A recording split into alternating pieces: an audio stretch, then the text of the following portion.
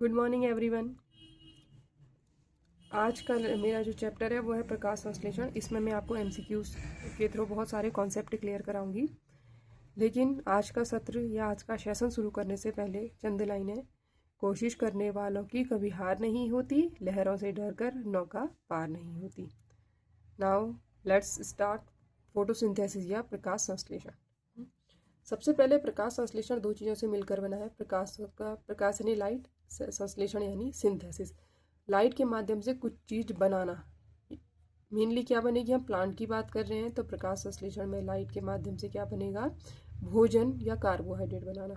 पहला क्वेश्चन, हरे पौधे में प्रकाश संश्लेषण की क्रिया में होता है नाइट्रोजन लेना, ऑक्सीजन छोड़ना, कार्बन डाइऑक्साइड लेना, ऑक्सीजन छोड़ना, ऑक्सीजन लेना, कार्बन डाइऑक्साइड छोड़ना, ऑक्सीजन लेना, नाइट्रोजन छोड़ना। Right answer is carbon dioxide को लेना, ऑक्सीजन को छोड़ना। ये आप सभी को पता है कि प्रकाश संश्लेषण में कार्बन डाइऑक्साइड प्लांट लेता है और ऑक्सीजन को क्या कर देता है, छोड़ देता है। इसको हमने एक इक्वेशन में दिखाते हैं। 6CO2 + 12H2 प्रकाश पर्णहरिम C6H12O6 + 6H2 + 6O2। O2 को एरो से दिखा क्योंकि गैसियस फॉर्म में वापस एटमॉस्फेयर में मिक्सअप हो जाती है। नेक्स्ट क्वेश्चन, प्रकाश संश्लेषण के द्वारा कौन सी गैस उत्पादित होती है, ammonia, carbon dioxide, chlorine, sulphur dioxide. Answer is carbon dioxide.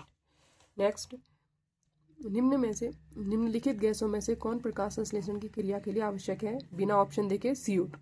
इसमें ऑप्शन की जरूरत ही नहीं अभी तक था। ये क्वेश्चन याद देखो, CO2 जरूरी है, किसने बताया था, यह बताया था मोल्स हाफ लीफ एक्सपेरिमेंट था। मोल ने बताया था कि बिना CO2 के फोटोसिंथेसिस हो ही नहीं सकती है।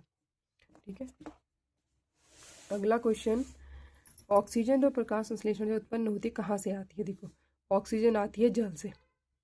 अब कार्बन डाइऑक्साइड कहाँ से क्या बनेगा, कहाँ से आती है, तो वो कार्बन डाइऑक्साइड से क्या बनता है, तो कार्बन डाइऑक्साइड से क्या बनता है, भोजन बनता है। ठीक है, अगला क्वेश्चन, प्रकाश के निम्न प्रकारों में किसका पौधे द्वारा तीव्र अवशोषण होता है, बैंगनी नारंगी, बी नीला लाल, सी इंडिगो पीला, डी पीला और बैंगनी।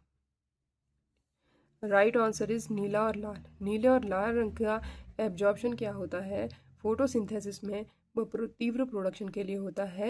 इसे जब इसका एक वो भी एक्सपेरिमेंट भी है जिसमें हम कहते हैं रेड ड्रॉप या रेड ड्रॉप इफेक्ट।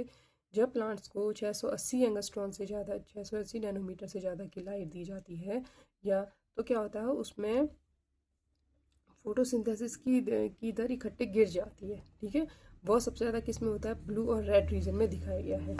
अगला क्वेश्चन, पृथ्वी पर अधिकांश ऑक्सीजन उत्पादित होती है कहाँ से होती है, घास से, वृक्ष से, धान के खेतों से, शैवाल से।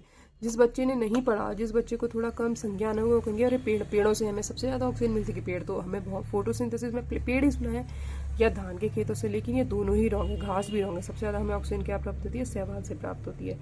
शैवाल का एक बहुत बड़ी रेंज होती है। शैवाल को हमें शुरुआत एक, जब पृथ्वी पर ब्लू ग्रीन एल्गी साइनोफाइसी से इनकी शुरुआत थी, जबकि पृथ्वी में कुछ भी एराइज ही नहीं था, तब से फोटोसिंथेसिस की शुरुआत में किसका योगदान था, शैवालों का।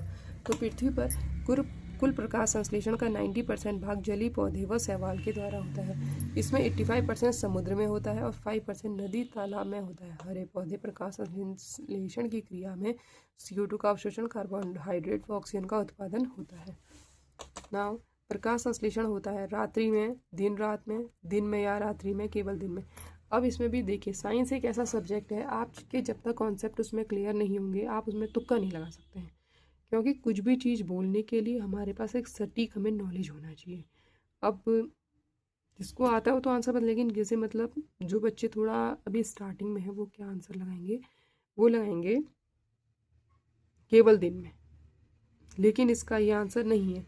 फोटोसिंथेसिस की प्रोसेस, फोटो यानी लाइट भी होता है। ठीक है, लाइट वो सनरेज भी हो सकती है, चंद्रमा की लाइट भी हो सकती है। तो ये इसका आंसर हो जाएगा दिन में और रात में।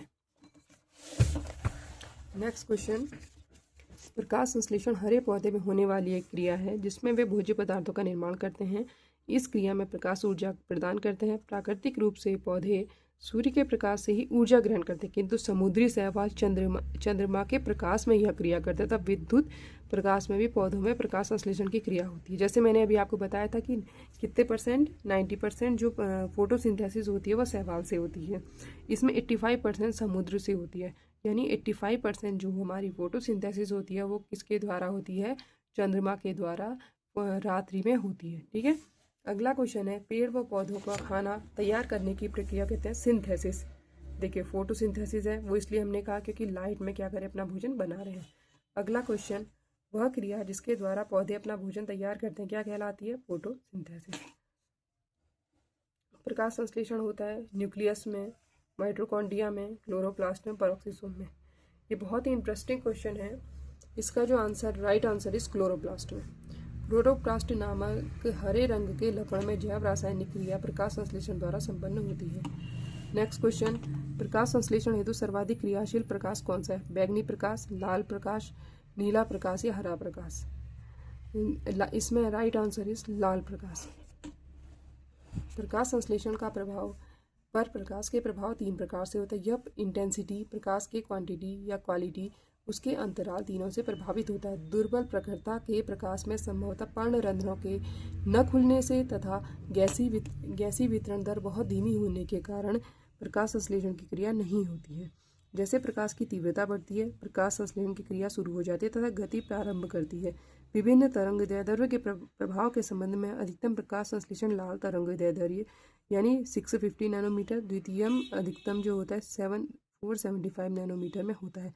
हालांकि वर्णहरिम लाल प्रकाश की अपेक्षा नीले प्रकाश में अधिक अवशोषण करता है, परंतु प्रकाश संश्लेषण में सर्वाधिक प्रयोग लाल प्रकाश में ही होता है।